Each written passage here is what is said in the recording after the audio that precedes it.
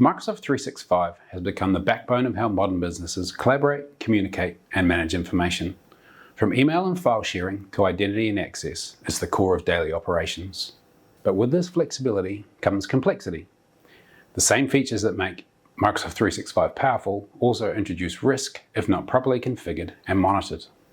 In this session, we'll walk through the most common weaknesses that we see in Microsoft 365 environments and how a structured approach to tenancy management can significantly reduce risk and improve security posture. Attackers know how to exploit cloud environments. Threat actors have adapted. They understand cloud systems, know exactly how to exploit common misconfigurations and user behavior in Microsoft 365 environments. They abuse built-in tools and procedures in ways that a user might not even know is possible. So the threat landscape includes credential-based attacks. Stolen or guest credentials remain one of the most effective entry points for attackers, especially when MFA is missing or poorly implemented. Business email compromise. BEC schemes are on the rise, often involving impersonation, social engineering, and unauthorized access to financial workflows. OAuth token abuse. Attackers can trick users into granting malicious apps access via OAuth, giving them persistent access to email or files without triggering login alerts. Session hijacking. Once an attacker gets access to a session token from a browser, they can hijack active web sessions without ever needing a password or triggering MFA. Privilege misuse, internal or external. Whether it's an insider threat or an attacker who gains elevated access, misuse of privileges can lead to wide-reaching damage. Many organizations assume because Microsoft 365 is a mature enterprise-grade platform, the default settings must be secure out of the box. Unfortunately, that's not the case. Microsoft prioritizes usability and compatibility by default, not security. These baseline settings are designed to just work for the broadest range of customers, which often leaves major security gaps unless explicitly hardened. MFA enforcement. MFA is not enforced tenant-wide by default, although they're changing some standards with this. It's often left to individual users or admins to enable, or it's configured to allow users to set up when convenient so it never gets done.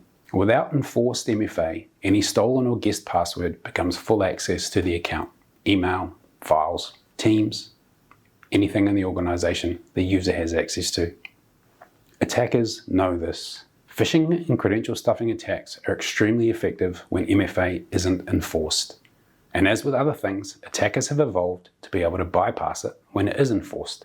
Defense in depth strategies are now a must. Conditional access policies, which add additional access constraints and restrictions, things like restricting logins by location, device, or risk level, are not enabled or pre-configured. And they may even have additional licensing requirements to grant application and access to parts of them. Without these policies, all users can log in from anywhere using any device or any technology. More on that in a second, with no real-time evaluation of risk.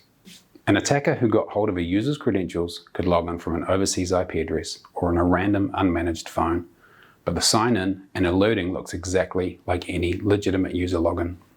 Legacy protocols like IMAP, SMTP, and POP3. These outdated protocols are often still enabled by default, even in modern tenants. They don't support MFA and can be used to bypass modern authentication entirely. An attacker can exploit these legacy access methods to access mailboxes using only a username and password, and then launch a phishing campaign or send malware to a trusted partner through your organization's mailboxes.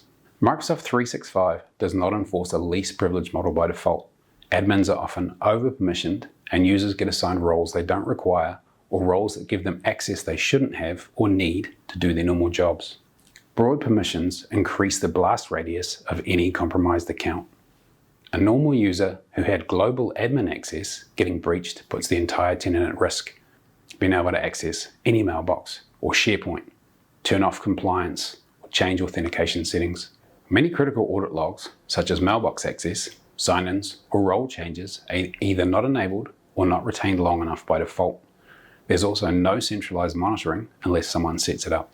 Without active log collection and review, unusual activity like suspicious logins or privilege use could go completely unnoticed. An attacker could get access to a user's account and sit dormant for 6 months, so all logging for the initial access is gone.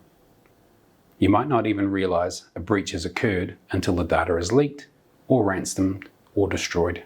The default configurations prioritize access and ease of use, not security.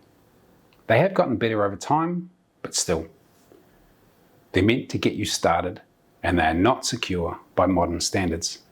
Unless steps are taken to harden a 365 tenancy, you're essentially leaving the door wide open for attackers. Structured tenancy management ensures that all of these gaps, from MFA to logging, are addressed systematically through consistent policy application, reducing the risks significantly. Thank you for watching this video today. If you have any questions, please reach out to the team.